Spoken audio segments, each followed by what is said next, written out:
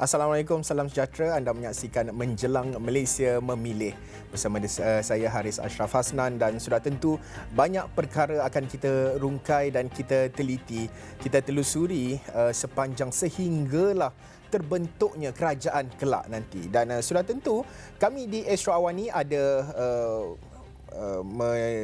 berkongsi dari segi soal jawab serta melihat pandangan anda, sisi apakah fikiran anda berkenaan dengan isu-isu semasa, terutama berkait dengan isu politik, di mana soalan hari ini adalah berkait dengan jangkaan anda bilakah hari pengundian PRU15.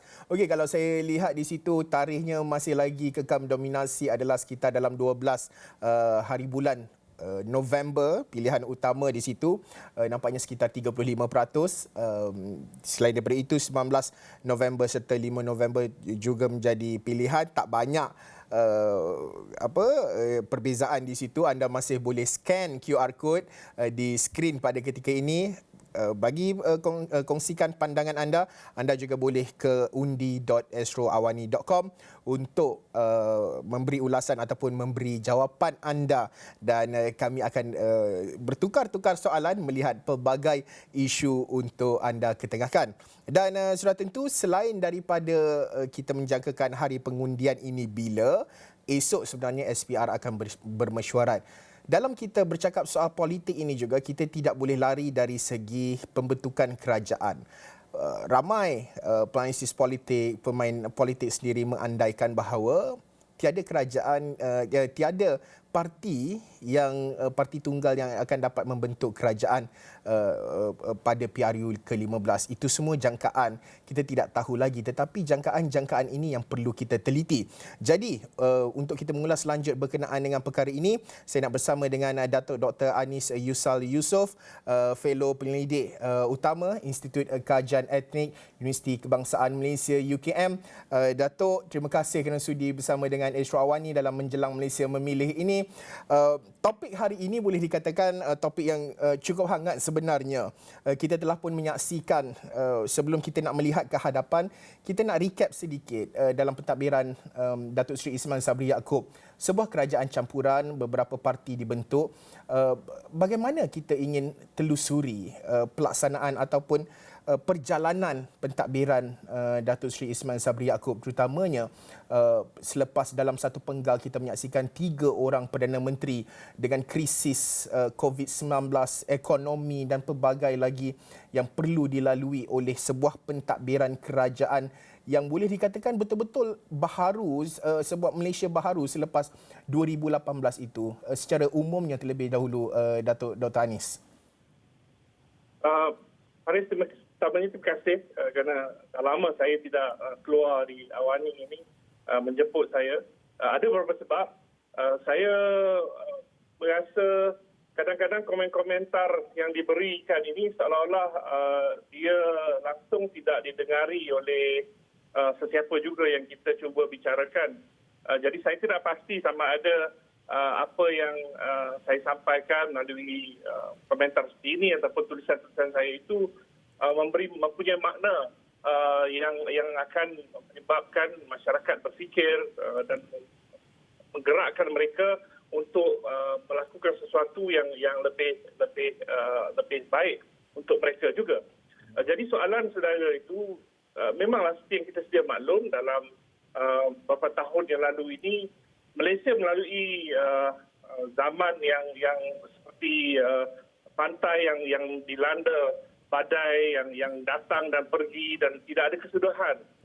Dan kita berharapkan mungkin pilihan raya ini dapat mengubah dan supaya ada satu ketentuan masa depan negara kita dengan pimpinan dan kerajaan yang kuat.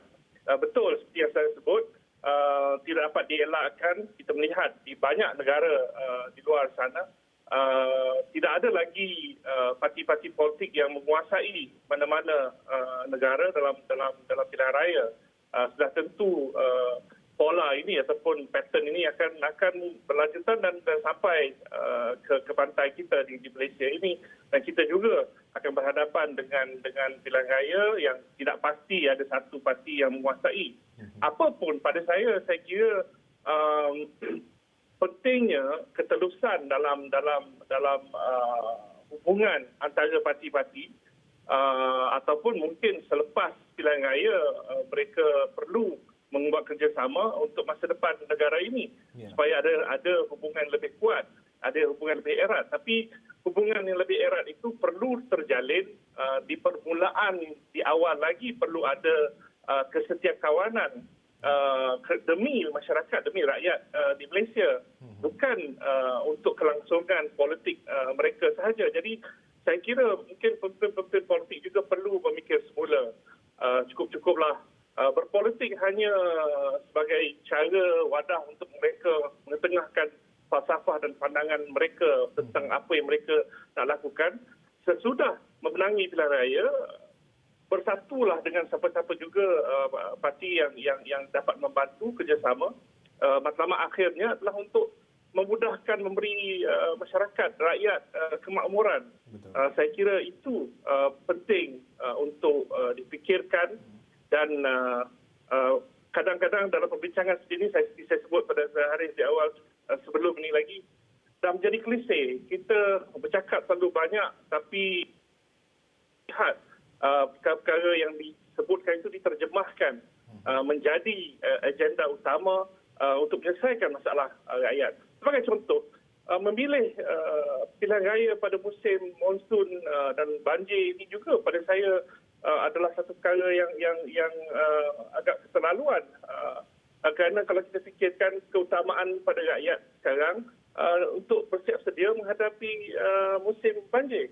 Jadi apakah penyelesaian pada banjir yang dah saban tahun ini bukan perkara hanya baru berlaku. Dia dah berlaku setiap tahun. Kita tahu monsun apabila musim terhujung, memang ada kawasan-kawasan dalam negara kita yang akan menghadapi banjir. Penyelesaiannya belum dapat kita lihat kerana setiap kali musim banjir kita melihat seolah-olah effortnya itu baru dipikirkan, baru dirancang. Sebenarnya benda ini boleh dirancang lebih awal. Dan ini yang saya kira benda-benda yang perlu diambil kira oleh semua pihak, terutama mereka dalam pimpinan parti politik, kerana rakyat makin lama makin jemu. Yang persoalan pada saya sekarang ini, yang saya rasa ramai rakyat bertanya, kenapa perlu mereka keluar mengundi? Kalau nantinya akan ada orang yang suka-suka mereka sahaja bertukar-tukar parti dan menyebabkan negara tidak kerajaan yang dipilih rakyat tidak stabil. Ini juga perlu dijawab oleh semua calon wakil rakyat agar perkara seperti ini tidak berlaku lagi. Datuk, tadi Datuk ada menyebut berkenaan dengan ketelusan. Tajuk kita juga memaknai ketelusan kerajaan campuran itu. Dalam kita memaknai ketelusan itu, suka untuk saya bawa naratif ketelusan narrow down dalam perbincangan kita ini. Bagaimana kita ingin memahami dan juga mungkin Datuk boleh perincikan erti ketelusan yang perlu digarap oleh mereka yang bakal membentuk kerajaan kelak ini. Ini ada ketikanya setengah pihak mengatakan, tak bolehlah nak telus semua, ini strategi politik kita perlu kita simpan dan sebagainya. Pada saya itu kita faham. Memang ada benda-benda yang tak boleh kita ciptakan, yang itu sebagai strategi. Nak pergi perang pun kita tak boleh bagi tahu musuh kita apa kita punya strategi. Okey. Membuat satu pernyataan di khalayak tentang sesuatu perkara, maka benda yang kita janji berjanji satu, tapi kita buat benda yang lain. Jadi pada saya inilah benda-benda yang kita maksudkan dalam konteks ketelusan. Mulai ayat pun makin jelak kalau politiknya hanya bermuka-muka, lebih kepada ujungnya nanti apa untuk kami. Saya rasa dalam konteks sekarang, saudara sebut tadi nak mewujudkan kerajaan campuran. Kerajaan campuran ini tidak akan dapat bercampur kalau pihak-pihak yang mahu bercampur itu tidak utamakan keikhlasan dalam menyediakan kalau ini tidak, sebagai matlamat utama, saya tidak kira apa yang akan datang akan menyukarkan hubungan sesama mereka. Jadi keterusan dalam konteks ini, saya kira perlu ada governance yang betul dalam hubungan itu. Perlu kalau dah dijanjikan, benda itu semua perlu dilaksanakan. Jeda masa, apa juga program atau cara aktiviti yang dah dirangka secara bersama, dipersetujui oleh mana-mana juga parti yang nak dijadikan campuran.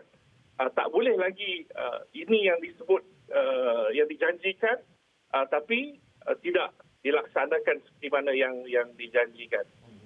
Baik, Dr. Anis Yusof, kita nak berhenti rehat seketika. Selepas ini, bercakap soal janji, saya nak bangkitkan soalan berkenaan dengan janji-janji sama ada yang dilakukan secara terbuka, yang media tahu, khalayak orang ramai tahu, serta janji-janji yang dilakukan secara tertutup. Itu juga menjadi persoalan dalam sebuah pentadbiran. Tapi menjelang Malaysia memilih, kita nak berhenti rehat seketika. Kita akan bersambung selepas ini.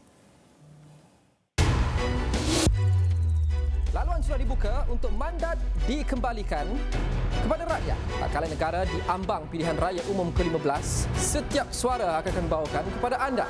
Analisis politik, cerita rakyat, kajian data, semuanya akan kami selami setiap hari, setiap sesi. Mandat kami adalah untuk melapor tanpa berat sebelah, secara konstruktif, seimbang dan adil.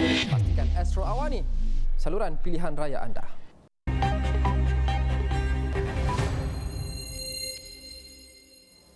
Bertemu kembali dalam menjelang Malaysia memilih. Kami akan terus mengangkat suara rakyat sepanjang menjelang pilihan raya umum, termasuklah pada tempoh berkempen sehinggalah terbentuknya kerajaan kelak.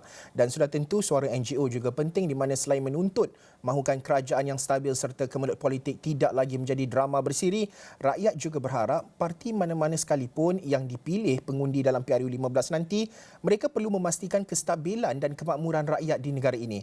Itu merupakan harapan kalangan pertubuhan bukan kerajaan NGO yang juga mahu supaya pengundi lebih bijak memilih calon yang boleh memberikan perkhidmatan terbaik.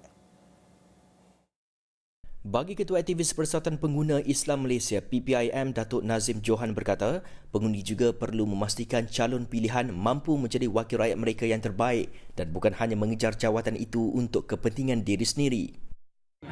Negara kita dalam ancaman yang cukup luar biasa. Jadi saya minta semua pengundi tengok background pemimpin-pemimpin ini sebelum kita mengundi kali ini. Harap-harapnya kita dapat orang yang bertanggungjawab untuk memimpin negara. Bagi Kelab Suara Pengundi Datuk Dr. Muhammad Razzi Abdul Latif, rakyat perlu menolak parti yang cuba memainkan isu perkauman ketika musim berkempen kelak. Menurutnya lagi, situasi politik yang menggunakan sentimen perkauman untuk meraih undi akan memberi impak negatif terhadap pelbagai aspek, termasuk mewujudkan rasa kurang senang antar kaum. Jadi sekali ini kita undi atas dasar inginkan kestabilan, kemakmuran negara dan tolak mana-mana ahli politik atau parti politik yang berkempen atas dasar perkauman, yang berkempen atas dasar mengajak kaum mereka mengundi parti mereka. Jangan begitu. Ajaklah di atas landasan agenda, manifesto dan prioriti-prioriti negara yang menguntungkan rakyat. Manakala bagi pengasas Insan Development Academy, Insan Dr. Muhammad Zamri Nordin berkata, berdasarkan pengamatan dan pengalaman beliau mengajar di kelas Akademi Pembinaan Insan, mereka mengharapkan peluang pekerjaan dibuka lebih luas kepada rakyat tempatan dan bersesuaian dengan gaji serta tawaran kerja yang diberikan. Bahawa kerajaan itu mestilah sebuah kerajaan yang memberikan banyak peluang dan manfaat pekerjaan kepada pekerja-pekerja tempatan. Kita mengetahui bahawa pada ketika ini mungkin terdapat ruang-ruang pekerjaan yang diberikan kepada pekerja tempatan, tetapi ianya perlu diperluaskan. Jadi permasalahan pekerjaan yang sesuai, gaji yang setimpal juga adalah satu benda yang amat-amat dititik beratkan oleh kebanyakan, khususnya golongan remaja dan belia. Baik, saya masih lagi bersama dengan Datuk Dr. Anis Yusal Yusof, Fellow Penyidik Utama Institut Kajian Etnik Universiti Kebangsaan Malaysia UKM, berkongsi cerita berkenaan dengan memaknai ketelusan kerajaan campuran. Ini berbalik kepada soalan saya tadi, Datuk, melihat kepada sebelum ini kita telah pun mendengar dan kita lihat ada perjanjian, kalau kita mengambil contoh MOU bersama dengan pembangkang kerajaan dan pembangkang yang dilakukan secara terbuka. Kita tahu apakah isi kandungan. Tetapi ada juga perjanjian-perjanjian yang dilakukan di belakang tabir yang media orang awam ini tidak tahu dan akhirnya akan mencetuskan kontroversi apabila sesuatu itu tidak ditunaikan. Pandangan Datuk berkenaan dengan perlunya ada kesepakatan, ketelusan yang terbuka dalam sebarang perjanjian antara parti-parti terutama melibatkan gabungan sebuah kerajaan itu, Datuk. Sudah hari saya kadang bila melihat ini menjadi jenaka. Kerana pada saya sekarang ini yang menjadi isu lebih besar daripada janji-janji atau benda yang di belakang tabir yang dibuat ini adalah identiti ataupun image ahli-ahli politik itu sendiri. Saya tak pasti kalau dibuat survey tahap kepercayaan rakyat kepada orang politik ini ada saya rasa mungkin rendah. Sebab dan oleh kerana mereka sedang menghadapi krisis identiti dan image ini, saya kira proses dalam kempen pilihan raya ini adalah masa untuk mereka memperbaiki imej ini. Tak boleh lagi bersyarah dan bercakap sampai ke tahap langit dan bulan, tapi ujungnya tidak ada asas yang berpijak di bumi nyata. Saya rasa semua ahli politik perlu kembali berpijak di bumi dan bercakap dengan kebenaran, bercakap dengan bijaksana. Rakyat bukan seperti yang boleh diperbodoh-bodohkan. Dulu pun tidak boleh diperbodohkan, apatah lagi sekarang. Tidak boleh mana-mana pihak diaikul apa yang saya dan di hadapan, di khalayak memberi satu perspektif ataupun persepsi seolah-olah inilah diri mereka, tapi sebenarnya mereka ada membuat apa juga yang seperti saudara sebut tadi, sama ada perjanjian di belakang tabir untuk kepentingan diri peribadi masing-masing. Ini saya kira perlu berubah. Tak boleh lagi wujud politik yang sebegini. Politik yang sebegini akan menyebabkan rakyat akan terus membenci, dan kalau rakyat membenci, apa kesudahan negara ini? Oleh kerana sistem demokrasi negara ini memilih kepada wakil rakyat, dan wakil rakyat itu selalunya datang daripada kalangan wakil parti-parti politik. Betul. Saya tak pasti sama ada wakil-wakil independen yang telah menawarkan diri itu akan dapat berjaya. Saya harapkan mereka akan berjaya. Tapi oleh kerana politik sedia ada dan politik kepartian dalam negara ini yang dah berakar umbi lama, penyokong ataupun pengundi bukan memilih kepada individu itu, memilih kepada parti. Ya. Jadi ini juga perkara yang perlu kita nilai semula, fikirkan bersama, perlunya pendidikan pada rakyat terbanyak untuk memahami sistem demokrasi kita. Sekarang ini saya rasa literasi politik dalam negara kita berada dalam tahap yang rendah. Betul. Dan mungkin ahli-ahli politik mahu literasi politik untuk terus membuat perkara yang sudah disebut, bercakap di depan lain, di belakang lain. Kalau ini adalah caranya, saya rasa kita akan menghadapi masalah yang lebih sukar. Ya. Pengajaran daripada apa yang berlaku sejak GE 14 yang lalu itu perlu dijadikan pedoman supaya benda-benda seperti itu tidak berlaku lagi.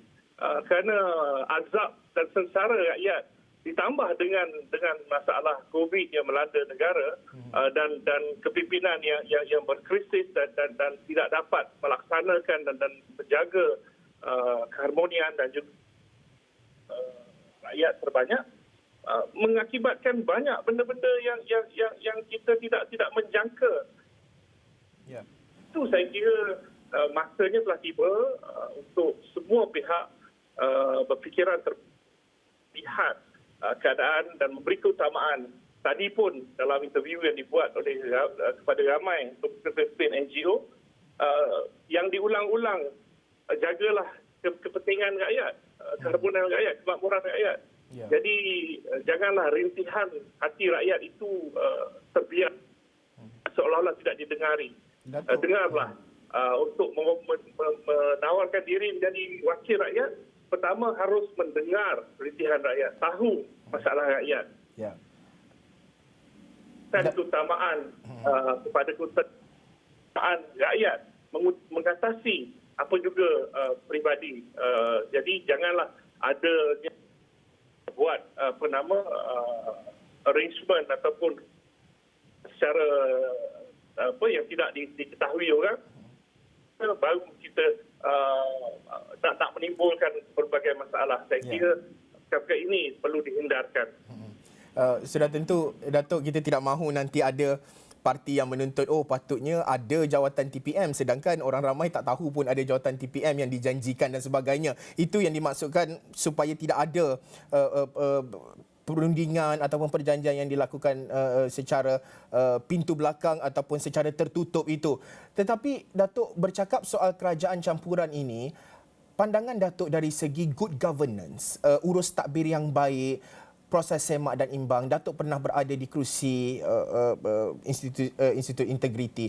Pandangan Datuk melihat kepada kerajaan campuran, adakah itu memberi satu indikasi yang positif dalam sebuah pentadbiran supaya adanya proses semak imbang di dalam kabinet itu sendiri, tidak ada urus campur antara eksekutif dan juga judiciary, kehakiman dan sebagainya. Bagaimana kita ingin memahami kerajaan campuran ini akan memberi satu respon yang baik, urus takbir yang lebih baik kerana adanya proses semak imbang dalam kabinet terutamanya. Pandangan Datuk?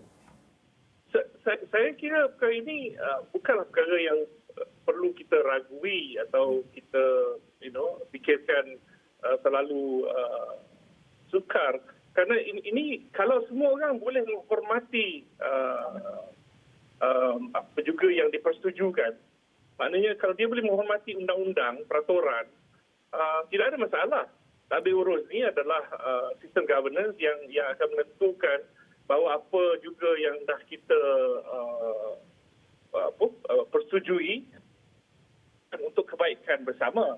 Jadi yang menjadi masalah pada saya, apapun kerajaan campuran ke, tak campur ke, majoriti ke, adalah apabila kalaupun dia sahaja yang berkuasa, satu parti yang berkuasa pun dia tak menghormati integriti, tak menghormati peraturan, tak jadi juga, Arif. Jadi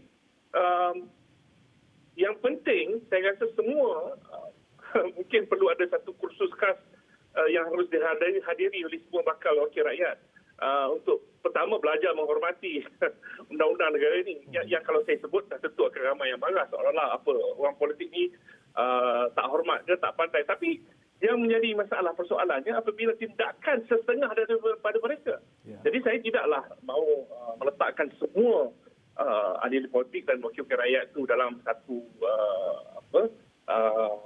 kumpulan yang sama. Memang saya kenal ramai antara wakil rakyat, kawan-kawan saya juga. Dan saya tahu ramai juga orang-orang baik yang ada. Tapi masalahnya oleh kerana 2-3 kerat yang tak baik, yang membuat onar, menyebabkan semua terpalit. Itu yang menyebabkan tahap kepercayaan rakyat kepada setengah ahli politik ini terus menjadi tanda tanya. Tapi pada masa yang sama, sambil saya bercakap sebegini juga, saya juga menjadi keliru kerana ada ramai juga rakyat di luar sana. Saya tak pasti sama ada mereka memberi sokongan yang tidak berbelah bagi setengah orang yang walaupun orang itu didapati bersalah, orang itu benar betul-betul dah dibuktikan, masih menyokong. Jadi saya sebagai pengkaji masih sedang sebenarnya menyebabkan orang boleh berkelakuan demikian. Jadi pelik juga. Ini juga benda-benda yang tak boleh kita, kalau kita fikiran sama senang. Masa musim datang musim pilihan raya ni boleh kita andaikan ke mana hala tujunya, tapi oleh kerana kita tak boleh membaca semua rakyat. Kerana ada juga dalam keadaan yang macam mana salah pun seorang pemimpin itu, mereka ni dah menganggap pemimpin itu seolah-olah tak boleh buat salah. Dan ini kita boleh lihat dalam banyak parti ada pemimpin yang dianggap atas daripada atas, dan penyokong mereka ini betul-betul taksub. Dan itu negara ini, kerana kita perlu depan rakyat terbanyak, bukan hanya kerana 2-3 kerat pemimpin yang kita dah taksub dan kita harapkan pemimpin itu betul-betul pernah berjasa, bahawa untuk masa depan negara akan datang kita memerlukan pimpinan dan cara politik yang berbeza. Betul. Yang memerlukan apa yang soal saudara tanya tadi, tidak ada lagi benda-benda yang disorok-sorok ini. Betul. Semuanya perlu diletakkan di hadapan, perlu put on the table dan dibincangkan bersama secara terbuka. Jadi bila semuanya nyata, semua boleh menghormati apa yang dipersetujui. Jadi tidak ada lagi lah yang akan nak rasa khawatir mereka tidak menyokong dan sebagainya. Saya rasa ini kematangan itu sebenarnya sudah ada. Betul. Sudah dapat dilihat dalam beberapa tahun yang lalu. Cuma bagaimana kita nak menghakiskan influence ataupun 2-3 kerat yang menghasut untuk benda-benda yang tidak. Ya, Datuk, berbaki perlu ada strategi dalam kalangan pimpinan yang ada hari ini. Datuk, berbaki 1 minit, saya memberi ruang kepada Datuk. Mesej pertama kepada pemain-pemain politik, parti-parti politik. Kedua, kepada rakyat menjelang pilihan raya umum, tarikh-tarikh penting yang akan diumumkan SPR esok ini. Mesej Datuk. Okey, mesej saya pada pemain-pemain politik, pertama, hentikan politik perkauman. Cukup-cukuplah. Rakyat tidak perlu nak dikucil-kacilkan dengan cara memporak-perandakan negara ini dengan mainkan sistem perkauman. Semuanya perlu lakukan untuk demi Malaysia. Malaysia yang memilih, maka jagalah Malaysia. Untuk rakyat, pengundi di luar sana, undilah dengan bijaksana.